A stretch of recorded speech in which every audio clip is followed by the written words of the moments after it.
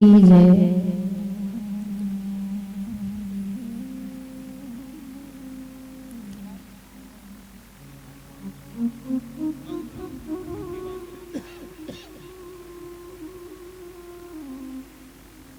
मंगल मूर्ति सतगुरु मिलवे सर्वाधा। मंगल में मंगल करना विनवा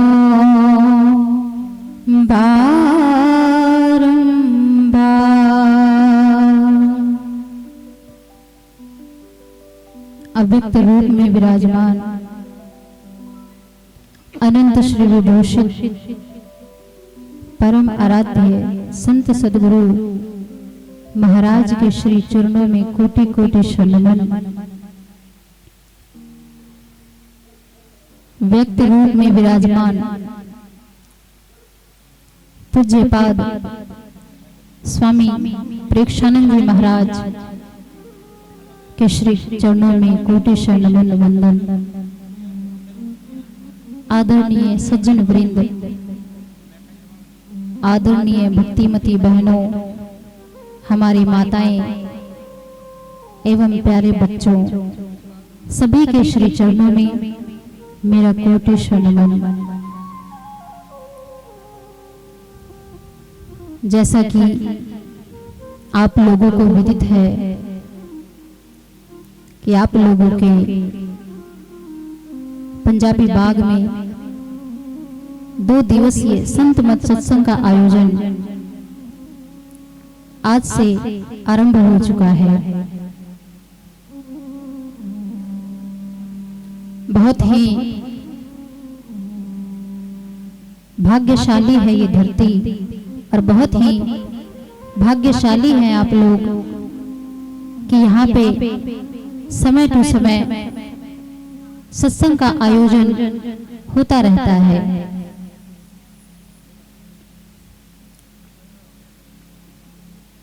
कहते हैं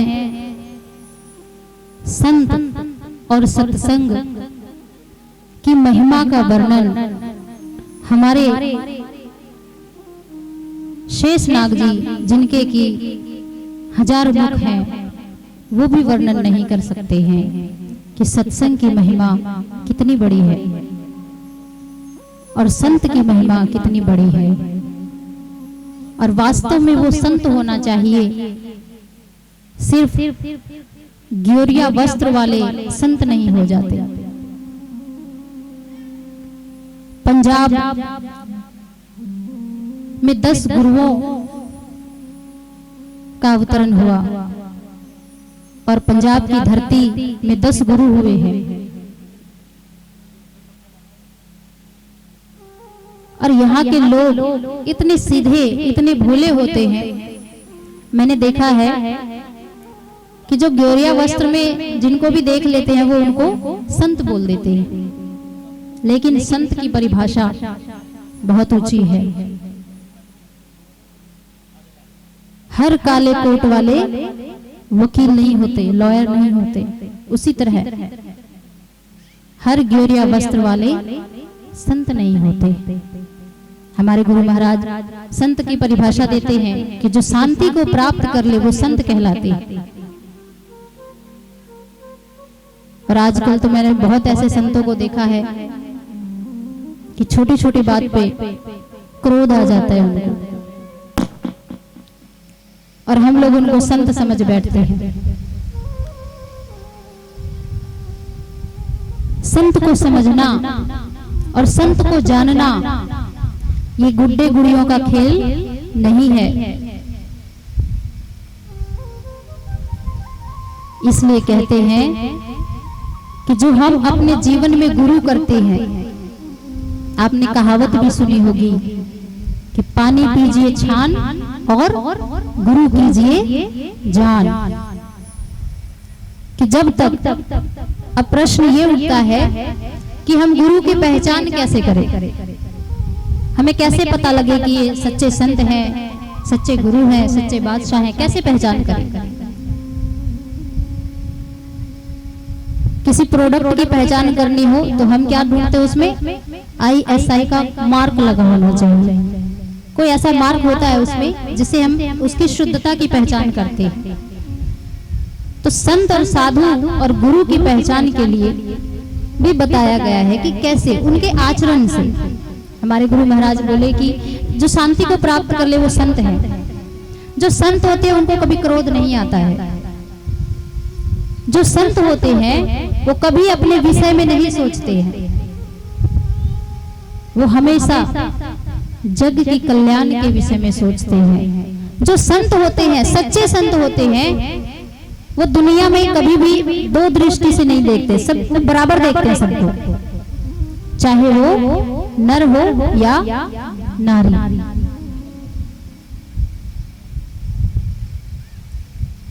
हमारे पीछे जो बैनर लगी हुई है उसमें आप देख सकते हैं कि सभी संत हैं।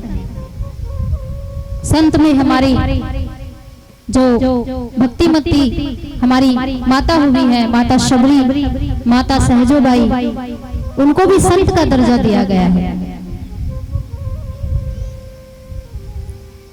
उनको ये नहीं देखा गया है कि वो स्त्री है। जो साधना करेंगे, जो परमात्मा के लिए लड़ेंगे, परमात्मा के लिए रोएंगे, वो कोई भी हो सकता है। हमारे गुरु महाराज ने बहुत ही साफ शब्दों में कहा है कि जितने मनुष्य तनधारी हैं प्रभु भक्ति कर सकते सभी। जितने मनुष्य तनधारी हैं, सिर्फ ये शरीर पा लेना मनुष्यता नहीं हो जाती है कि आप इस शरीर में आ गए तो मनुष्य हैं, जरूरी नहीं है। आपका कर्म से पता चलता है कि आप मनुष्य हैं कि दानव हैं। जो किसी को मार दे, जो किसी को पीट दे, गाली दे दे, उसके बारे में गलत कहे। देखिए, जब हम अध्यात्म की दुनिया में जब जाने लगते हैं तो किसी के लिए बुरा कहना तो दूर की बात है, बुरा सोच भी नहीं सकते हैं। बुरा सोचना भी बहुत बड़ा पाप है किसी के विषय में। जो है सब अच्छा है, जो परमात्मा ने दिया है। एक बात बताइए, हमारे तो दो ही आंखें, हम दो आंखों से देख सकते हैं, वो भी क्या जो सामने हो रहा हो। और ज्यादा से ज्यादा अगर हमें पीठ पीछे देखना हो तो क्या करते हैं? CCTV कैमरा लगा देते हैं। होता है ना फैक्ट्री वगैरह में, आपने देखा होगा, यहाँ पे इंडस्ट्रियल एरिया है तो जो फैक्ट्री के जो MD होते हैं, ऑनर होते हैं, कई बार वो क्या करते हैं, फैक्ट्री में CCTV कैमरा लगा देते हैं और वो अपने फोन से कनेक्ट कर लेते हैं। वो कहीं पे भी है, दिल्ली है, लंदन है, पंजाब है, जहाँ है, वो देख लेते हैं कि वर्कर काम कर रहे हैं कि नहीं कर रहे। हम इतना ही देख सकते हैं। अब हम ये चाहे कि विदेश में क्या हो रहा है कैसे देखें, तो व्हाट्सएप वीडियो कॉलिंग का जमाना आ गया है, लेकिन इससे दूर की बातें हम नहीं देख सकते। तो किसी के बारे में राय बनाना और सोचना गलत, ये सबसे बड़ा पाप है।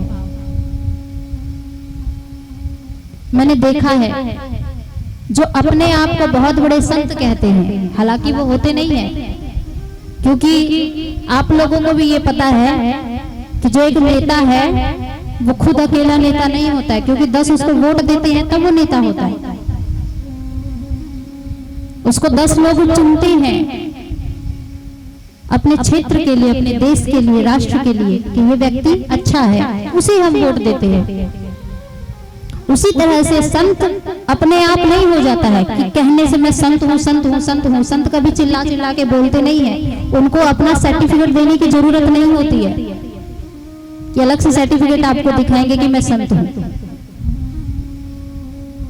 तो मैंने देखा है ऐसे लोगों को भी साधु बोल सकते हैं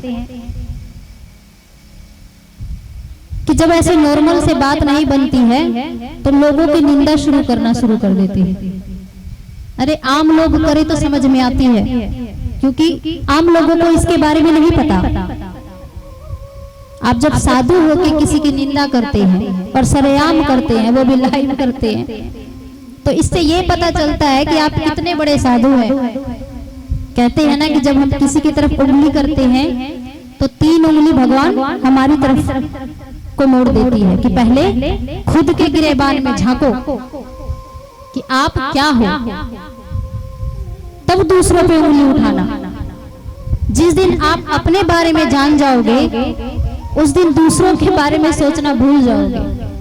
यही संत की निशानी है। संत कभी भी किसी के बारे में गलत शब्द का प्रयोग नहीं करते। हम लोग सनातन धर्म के हैं। कुछ वर्ड हमारे जुबान पे ऐसे चढ़े हुए हैं जिसका मीनिंग हमें पता नहीं होता, लेकिन बोलते रहते हैं। जिस तरह से किसी को हम हमारे लैंग्वेज में, अगर हम अध्यात्म लाइन में चले जाएं तो जो पुरुष वर्ग है उनको भैया बोल देंगे, पिता समान है तो पिताजी बोलेंगे, उनको छोटा है तो उसको प्यार से भाई का, बेटे का रूप देंगे। और जो हमारी माताएं हैं, जो हमारे हमसे एज में बड़ी है, उनको हम माताजी बोलेंगे। जो हमारे हम उम्र है उनको हम बहन जी बोलेंगे, दीदी बोलेंगे। इसके अलावा हम उनका नाम नहीं ले सकते। ये एक परंपरा होती है। अपने लैंग्वेज को, अपने जो भाषा है उसको सुधारा जाता है। उसी तरह से हम लोग जो जिस शब्द का उच्चारण करते हैं, कई मैंने साधुओं को भी देखा, बहुत पढ़े लिखे हैं, ऐसा नहीं है कि पढ़े लिखे नहीं है, बहुत पढ़े लिखे, उनको चारों वेदों का ज्ञान है, सभी महाभारत रामायण वेद पाठ सब चीज का ज्ञान है, लेकिन उसको ये नहीं पता कि जो वर्ड मैं बोल रहा हूं उसका मतलब सही मायने में क्या है। हम संत मत से जुड़े हुए हैं और हमारे गुरु महाराज वो थे कि वो जाने जान थे, वो सब कुछ जानते थे, सबके विषय में। मरे हुए को जीवित कर देते थे हमारे गुरु महाराज, और साधना में परिपूर्ण थे। उनका पहले बचपन का नाम रामानुग्रह था। हमारे गुरु महाराज जो आप लोग देख रहे हैं, ये सिर्फ फोटो में नहीं है, ये साक्षात यहाँ विराजमान है। और इन्होंने वास्तव में राम को पाया। जब इनकी जीवनी हम पढ़ते हैं तो हम उसमें पाते हैं कि इनके पिताजी रामायण पढ़ते थे और वो संदूक में बंद करके काम पे चले जाते थे। और जो हमारे गुरु महाराज हैं वो उस टाइम स्टूडेंट लाइफ में थे, पढ़ते थे, तो वो ये देखते थे कि मेरे पिताजी ऐसा क्या चीज उसमें रख के जाते हैं संदूक में जो मुझे देखने नहीं देते, क्या है ऐसा। तो जब पिताजी चले जाते थे तो गुरु महाराज लॉक खोल के वो बुक निकालते थे और उसको पढ़ते थे। और पढ़ते पढ़ते उनको ऐसा ज्ञान आया कि 10th का एग्जाम देते देते वो स्कूल से बाहर चले गए, निकल गए अपने आप की खोज में, भगवान की खोज में।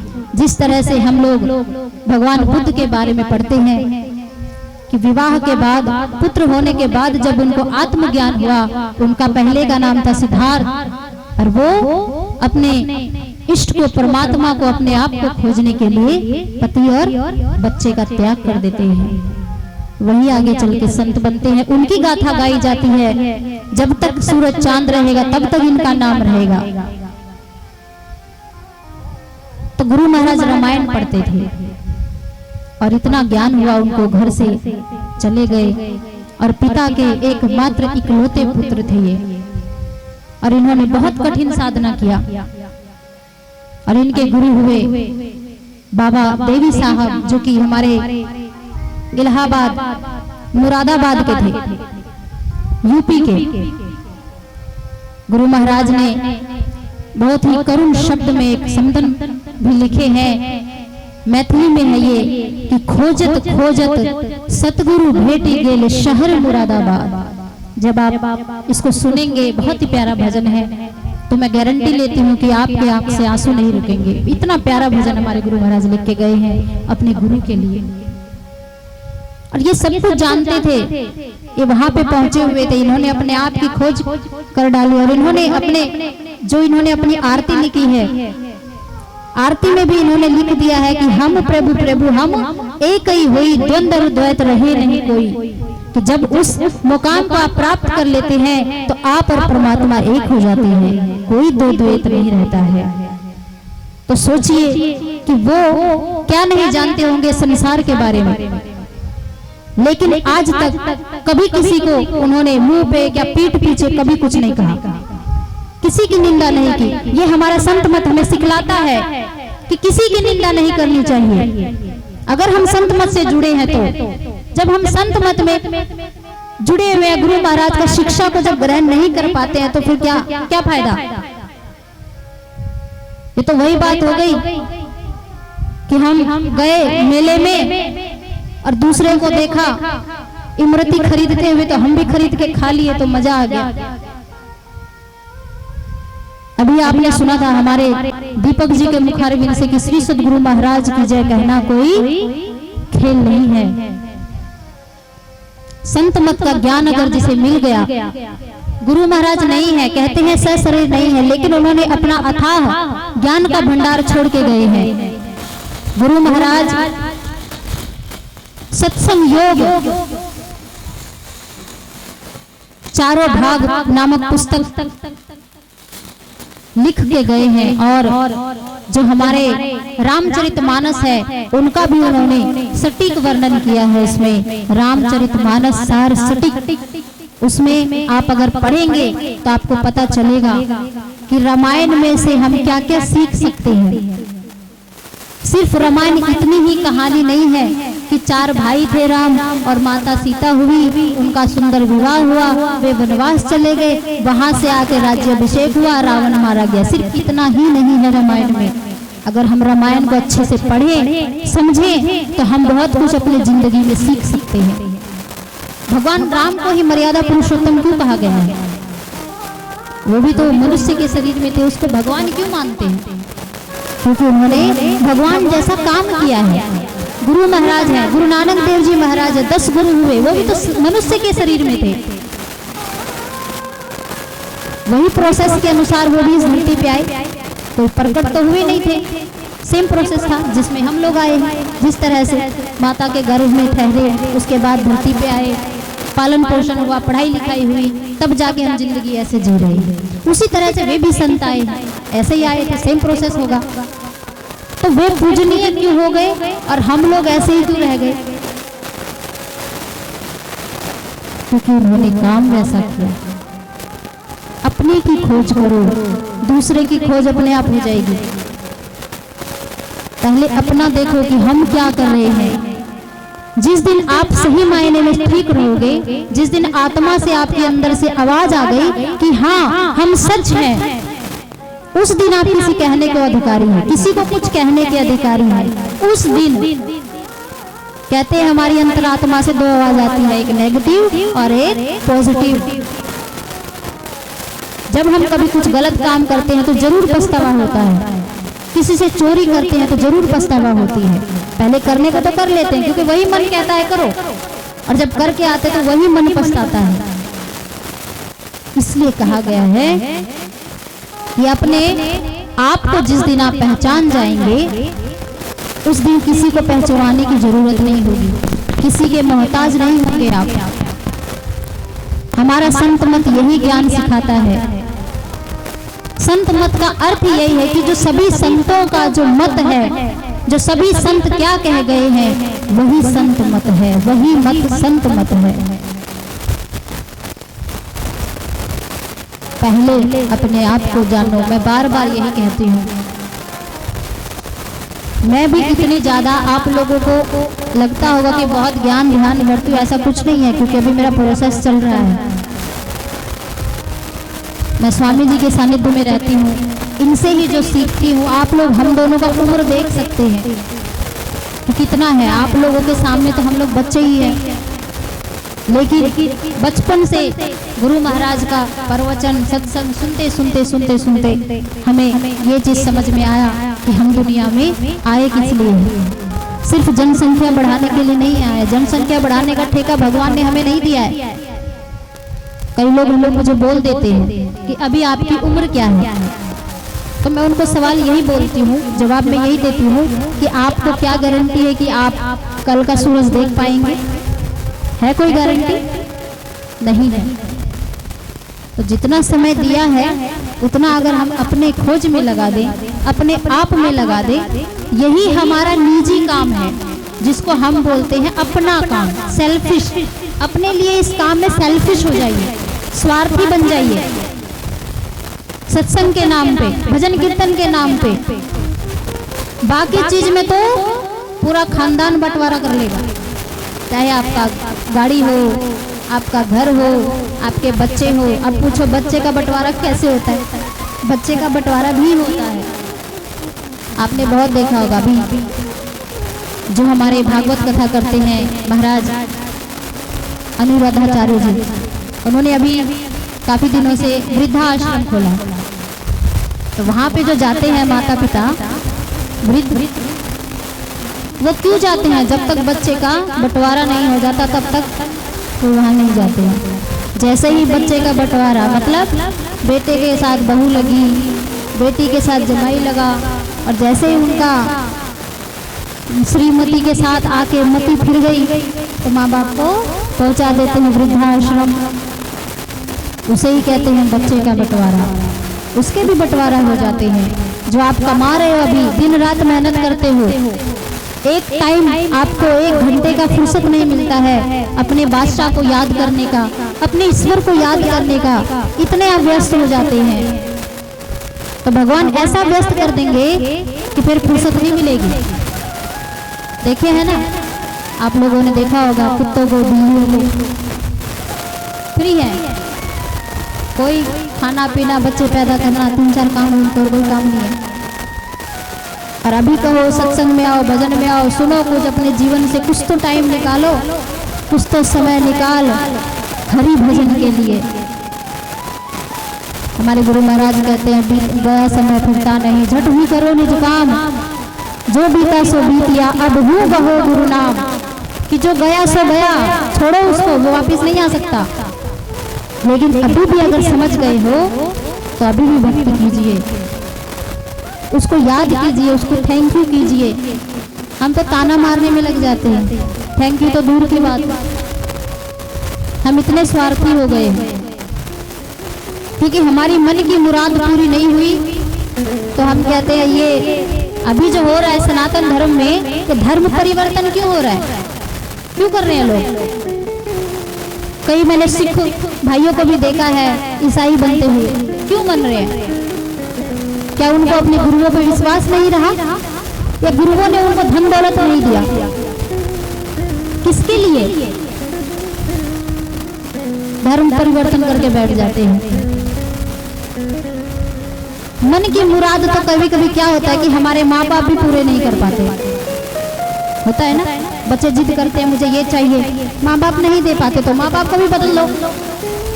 अगर यही बात है, चेंज ही करना है तो माँ बाप को भी बदलो, बच्चों को भी बदलो। क्योंकि कई बार बच्चे भी मन के मुताबिक काम नहीं करते हैं। आजकल क्या हो रहा है, फोन इतना बच्चों को बिगाड़ दिया है कि फोन फेसबुक के माध्यम से प्यार हो जाता है। बताओ, व्हाट्सएप के माध्यम से प्यार हो जाता है, प्रेम हो जाता है, और बच्चे 9-11 हो जाते हैं, घर से भाग जाते हैं। आजकल ये हाल हो रहा है। बच्चों को कुछ नहीं कह सकते। संस्कार बच्चों को बचपन से ही देना होता है। 18 साल की उम्र में जब आप संस्कार देंगे तो आपको नहीं सुनेंगे। एक सर्वे में आया है कि अनाथ आश्रम में जा जाके बुजुर्ग माँ बापों से पूछा गया कि ऐसी आपके परवरिश में क्या कमी रह गई कि आप लोग यहाँ हैं। तो पाया गया 95% पेरेंट्स का यही जवाब आया कि हमने अपने बच्चों को टाइम रहते सबक नहीं सिखाया, थप्पड़ नहीं लगाया, उसकी सजा हमें अब मिल रहा है। कहते हैं 5 साल तक के बच्चों को खूब प्यार करो, जितना हो सके कीजिए, और 5 साल से लेकर 15 साल तक बच्चों के ऊपर जितना हाथ साफ करने का मन हो खुल के कीजिए, जितना हो सके।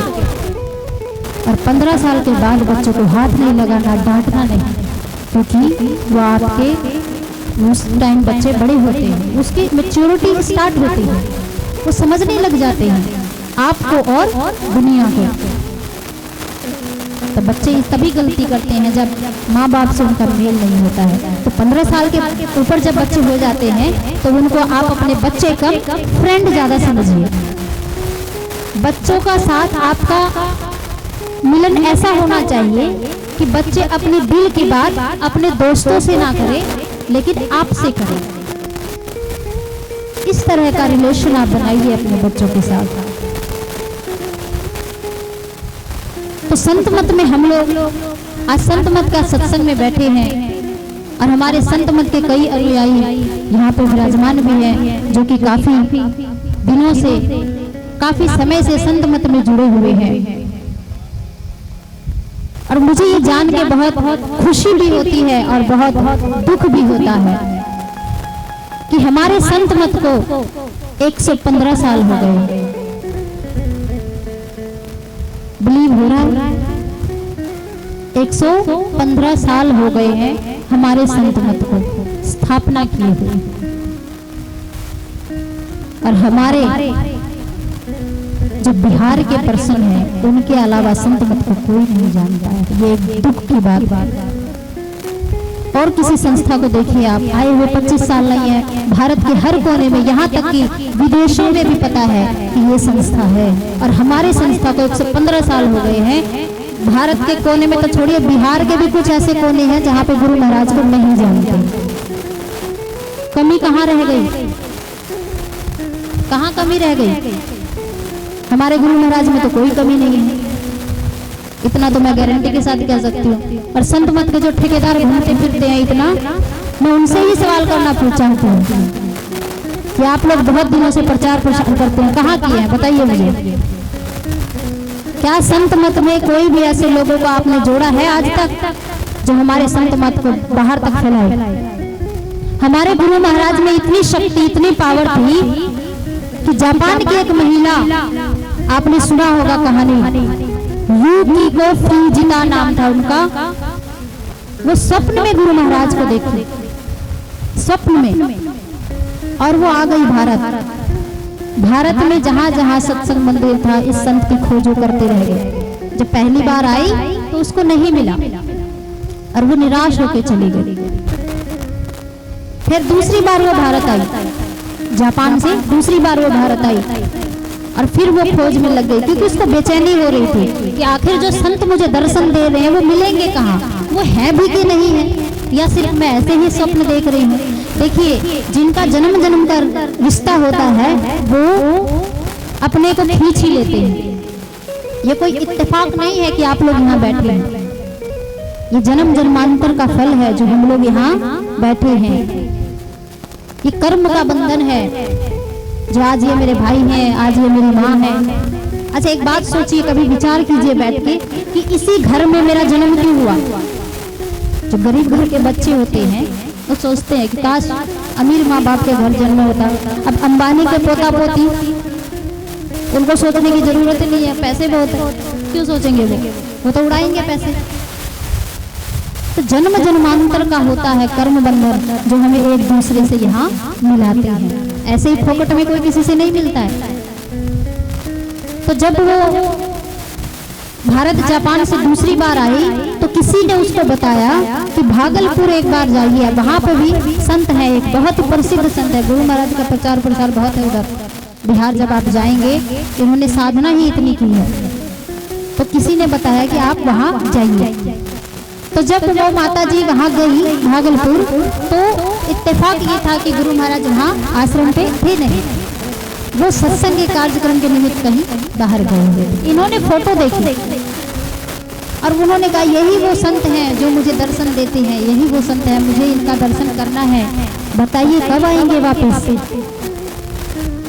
वहां पे वो 3 दिन रुकी भागलपुर में, और जब गुरु महाराज आए तो उनका दर्शन हुआ और उनका वार्तालाप हुआ और उनकी खोज पूरी हुई। ऐसे होते हैं संत जो अपने बिछड़े हुए लोगों को खींच लाते हैं, ऐसी में एनर्जी होती है। आजकल जो ठेकेदारी लेते हुए फिरते हैं ना संत मत के कि मैं बहुत बड़ा प्रचारक हूँ, मैं बहुत बड़ा ये हूँ, और दूसरों की निंदा करते फिरते हैं। पहले अपने गिरेबान में झांके कि हमारे गुरु महाराज क्या करके गए हैं। अगर उन्हीं को पढ़ लेंगे ना, उन्हीं की किताब को पढ़ लेंगे, कहते हैं कि गुरुद्वारा में धक्के खाने की जरूरत नहीं पड़ेगी। अगर गुरु ग्रंथ साहिब को पढ़ लिया और उसको जान लिया तो इतने धक्के खाने की जरूरत नहीं पड़ेगी, क्योंकि वो हमारे जो सच्चे बादशाह हैं उन्होंने तपस्या की, बहुत कठोर साधना की, क्योंकि उस टाइम उतनी व्यवस्था नहीं थी। आज के टाइम पे भगवान ने व्यवस्था दी है, तो हम घर बैठे बैठे घर में रहकर भी उस चीज को हम अध्ययन कर सकते हैं, और क्या सही है क्या गलत है इसका चयन भी कर सकते हैं। हाँ, गुरु करना जरूरी है, आवश्यक है गुरु करना, क्योंकि अगर आपको डॉक्टर बनना है, अगर आपको इंजीनियर बनना है, अगर आपको टीचर बनना है, तो आपको सर्टिफिकेट की जरूरत पड़ेगी और प्लस प्रैक्टिकल आना चाहिए। मान के चलो डॉक्टर है, सर्टिफिकेट ले लिया उसने पैसे के बलबूते पे, उसको इंजेक्शन लगाना आ नहीं रहा है, तो कोई इलाज कराएगा उससे? कोई नहीं कराएगा, कोई नहीं जाएगा। तो इसलिए गुरु भी अपने जीवन में बहुत जरूरी है। कहते हैं जिसके जीवन में गुरु नहीं उसका जीवन शुरू ही नहीं। बहुत समय हो चुका है, मैं अपनी वाणी को विराम देना चाहूंगी। अब हम लोग स्वामी जी के मुखारविंद से अमृतमय वचनों का पान करेंगे। आइए माइक व्यवस्थित किया जाए। बोलिए प्रेम से श्री सद्गुरु महाराज की।